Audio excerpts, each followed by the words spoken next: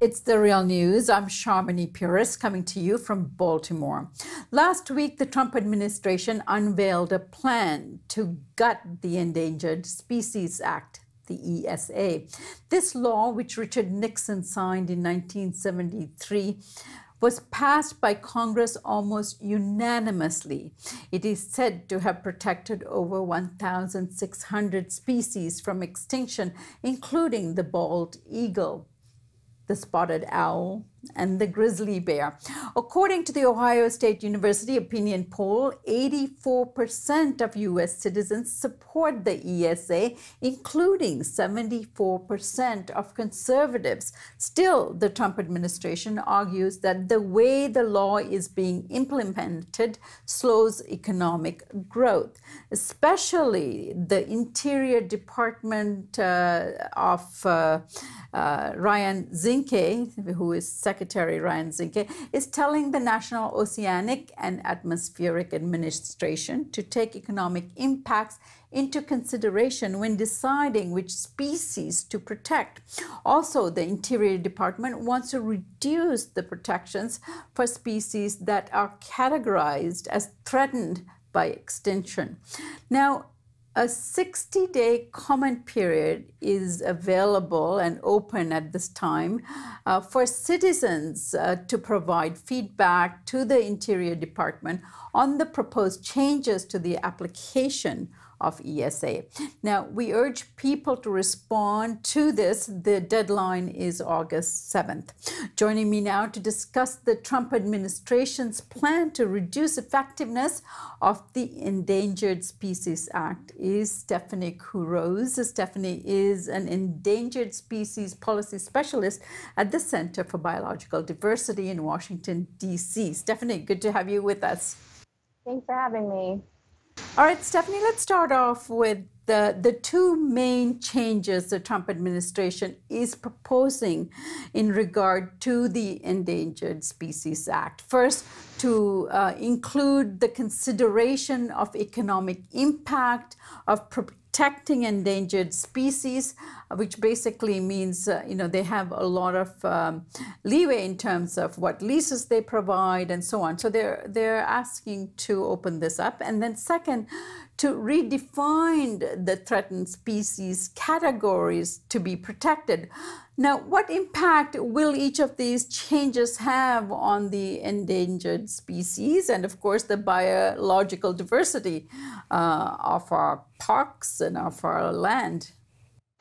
Sure, that's a great question. Well, the Act, for the first change, the Act makes very clear that when the Fish and Wildlife Service or the National Marine Fisheries Service, which are the two agencies that implement the Act, they cannot take economic considerations into account when deciding whether to protect a species under the Act. That's why the Endangered Species Act has been so strong. It's very much driven by the best available science.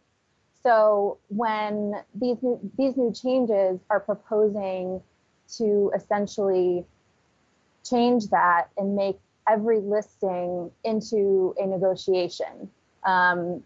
The Fish and Wildlife has said that they'll still consider only the best available science, but now the economic impacts of such decision will be conveniently available for decision makers to see. And in this administration, that means that less and less species will be protected.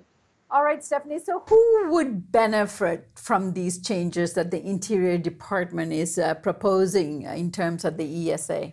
Companies that would benefit are the biggest companies in America that want to continue drilling for oil, digging for coal, cutting down our forests. Those are the industries that are really driving these changes. As you mentioned before, this is not being driven by the public. 4 out of 5 people support the Endangered Species Act and don't want to see, our imperiled species go extinct. So really, these changes are benefiting, the biggest corporate polluters in the country and even those anti-wildlife politicians who have been pressing for reforms to the Endangered Species Act for many, many years. All right, now Some people have actually questioned how effective the ESA has been and how successful it's been.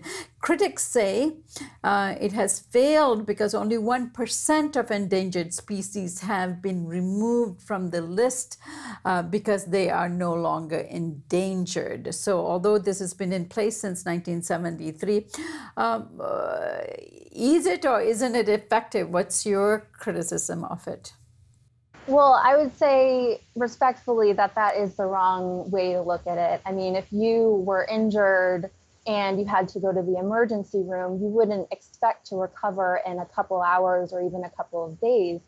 So we can't expect the species to do that. The Endangered Species Act has been 99% effective at saving species under its care from going extinct. And it's put hundreds more on the road to recovery. And that recovery sometimes takes, more than a year, oftentimes, many years. At which point, at the point at which they're protected under the act, they've declined, their numbers have declined so much. So we can't expect them to rebound as quickly as some opponents of the ESA would like. All right, Stephanie, now aside from the number of species that have been protected, what is the broader value or the importance of protecting endangered species? And how does this compare to Republicans' argument that there is overprotection of species that hinders economic growth? Yeah, so I don't think we can put a price on protecting our endangered species. But ecological services in general in this country are $1 trillion business. And, it's a good talking point for Republicans that the Endangered Species Act hinders economic development, but that's just not true. We've seen development progress even as we protect endangered species. The act is a very flexible law. It allows development to occur. As long as we're not killing or, destroying the endangered species habitat. So it's incredibly flexible and it allows development to still continue. All right, Stephanie, thank you so much for joining us today. This has been a very interesting discussion, and on behalf of all of us, thank you for protecting the earth and our endangered species. All the best, and looking forward to having you back. Thank you. Thank you for having me. And thank you for joining us here on the Real News Network.